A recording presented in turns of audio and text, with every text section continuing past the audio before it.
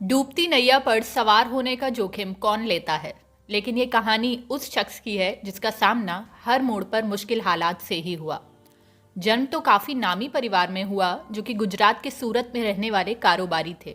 लेकिन जन्म के बाद ही माता पिता में ऐसा विवाद हुआ कि दोनों अलग हो गए। फिर दादी ने उनका पालन पोषण किया, अच्छी पढ़ाई करवाई, विदेश में भी पढ़े। लेकिन जब कारोबार शुरू करने की बात आई तो फिर से कठिन हालात से गुजर रही कंपनी की जिम्मेदारी सौंप दी गई। लेकिन बचपन से ऐसे हालात का सामना करने की आदत यहाँ काम आई। उससे मुंह मोड़ने की बजाय हंसकर मुकाबला किया और कंपनी को फायदे में ला दिया। ये कहानी है देश के महान बिजनेसमैन रतन टाटा की। इनका पूरा नाम रतन नवल टाटा है। इनका जन्म 28 दिसंबर 1937 को सूरत में हुआ था। पिता का नाम नवल टाटा था और माँ का नाम सोनू टाटा। बताया जाता है कि उनके माता पिता के बीच तलाक हो गया था, इसलिए उनका पालन पोषण उनकी दादी नवाजबाई टाटा ने किया था। रतन टाटा को उन्होंने गोद ले लिया था। इस तरह दत्तक पुत्र के तौर पर उनकी परवरिश हुई थी। वहीं रतन टाटा के पिता ने सिमोन टाटा से दूसरी शादी की थी, इसलिए रतन टाटा का एक सौतेला भाई भी है जिनका नाम है नोएल टाटा। रतन टाटा ने शुरुआती पढ़ाई मुंबई के कैथेड्रल और जॉन कॉनन स्कूल में की थी। इसके अलावा अमेरिका की कॉर्नेल यूनिवर्सिटी से स्ट्रक्चरल इंजीनियरिंग की पढ़ाई साल 1962 में की थी। आखिर में हार्वर्ड यूनिवर्सिटी से 1975 में एडवांस मैनेजमेंट प्रोग्राम किया था। तो चलिए अब हम लोग रतन टाटा की सक्सेस स्टोरी के बारे में पढ़ते हैं। रतन टाटा बिजनेस घराने से थे। पढ़ाई के बाद उन्हें साल 1971 में राष्ट्रीय रेडियो और इलेक्ट्रॉनिक्स कंपनी यानी कि नेल्को में प्रभारी निदेशक नियुक्त किया गया। जब उन्हें ये कमान सौंपी गई थी उस वक्त कंपनी बुरे दौर से गुजर रही थी। लेकिन इससे मुंह मोड़ने के बजाय रतन टाटा ने अपनी काबिलियत के दम पर नेल्को कंपनी को न सिर्फ इस झटके से उभारा बल्कि 20% तक हिस्सेदारी भी बढ़ाने में सफल रहे। हालांकि इमरजेंसी और आर्थिक मंदी से कंपनी को काफ़ी नुकसान हुआ था। फिर 1977 में टाटा को यूनियन की हड़ताल का सामना करना पड़ा, जिसके चलते बाद में नेल्को कंपनी बंद करनी पड़ी थी। तो आइए अब हम लोग रतन टाटा की कंपनी लिस्ट के बारे में बात कर लेते हैं। कुछ महीने बाद ही रतन टाटा को कपड़ा मिल एम्प्रेस मिल्स की जिम्मेदारी दे दी गई। ये कंपनी भी उस समय घाटे में थी। आखिरकार इसे भी बंद करना पड़ा था, लेकिन रतन टाटा ने कभी हार नहीं मानी। कहा जाता है कि रतन टाटा कंपनी बंद नहीं करना चाहते थे, लेकिन मजबूरी में ये फैसला लेना पड़ा।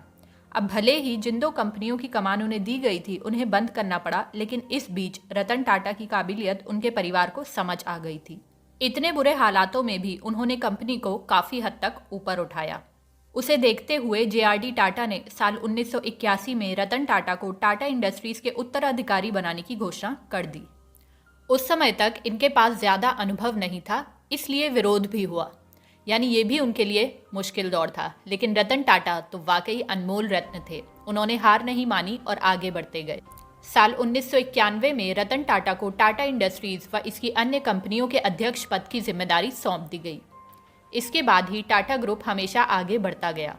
इनकी अध्यक्षता में टाटा ग्रुप ने अपने कई बड़े प्रोजेक्ट स्थापित किए और देश ही नहीं बल्कि दुनिया में भी उन्होंने टाटा ग्रुप को नई पहचान दिलाई। रतन टाटा ने दुनिया की सबसे सस्ती कार नैनो बनाई। रतन टाटा के निर्देशन में कंपनी ने महंगी गाड़ियों में से एक जैगुआर लैंड रोवर का अधिग्रहण भी किया और महंगी कारें भी बनाई। साथ ही रतन टाटा ने दुनिया की सबसे सस्ती कार भी बनाई, जिसके बारे में लोगों ने कभी सोचा भी नहीं था।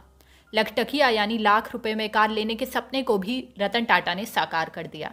रतन टाटा की महज 1 लाख रुपए की लागत वाली नैनो कार को दुनिया की सबसे सस्ती कार बताया गया। 28 दिसंबर 2012 को रतन टाटा टाटा ग्रुप के सभी कार्यकारी जिम्मेदारी से रिटायर हो गए थे। इसके बाद साइरस मिस्ट्री को टाटा ग्रुप के अध्यक्ष पद की जिम्मेदारी सौंपी गई। हालांकि रतन टाटा रिटायरमेंट के बाद भी एक्टिव हैं और काम कर रहे हैं। रतन टाटा ने अपने 21 साल के कार्यकाल में कंपनी को उस शिखर पर पहुंचा दिया जहां जाने के लोग सपने देखते हैं। कंपनी की वैल्यू 50 गुना बढ़ा दी। तो आइए अब हम लोग सबसे चर्चित रतन टाटा की कहानी के बारे में पढ़ते हैं।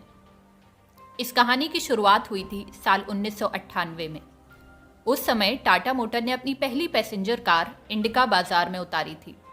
यह रतन टाटा का ड्रीम प्रोजेक्ट कहा जाता था, लेकिन रतन टाटा ने जो सोचा था वैसा नहीं हुआ। टाटा मोटर्स घाटे में जाने लगी।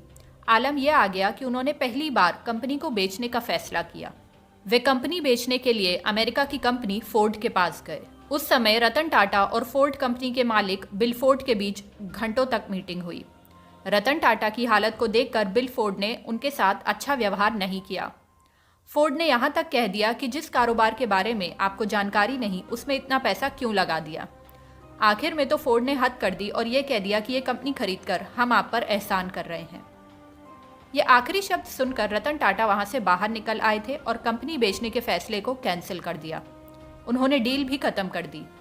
उन्होंने एक रिसर्च टीम तैयार की जिसका काम था मार्केट में क्या चल रहा है और लोग क्या चाहते हैं वो पता लगाना। फिर से उन्होंने टाटा इंडिका कार लॉन्च की और इसने सफलता की नई बुलंदियों को छू लिया।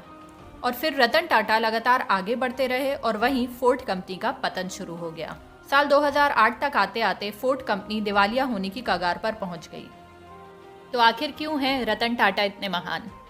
अगर हम टाटा ग्रुप की सभी कंपनियों की मार्केट वैल्यू की बात करें तो एक अनुमान के हिसाब से जितनी उनकी कंपनियां हैं उनकी मार्केट वैल्यू 17 लाख करोड़ रुपए होगी। एक रिपोर्ट के मुताबिक उनकी कुल संपत्ति 117 बिलियन डॉलर यानी कि करीबन 8.25 लाख करोड़ है। रतन टाटा इसमें से 65% पैसा लोगों की मदद करने के लिए दान देते हैं। यही कारण है कि वे दुनिया के अमीर व्यक्तियों में शामिल नहीं हैं, लेकिन लोग उन्हें दिल का बहुत अमीर मानते हैं। धन्यवाद।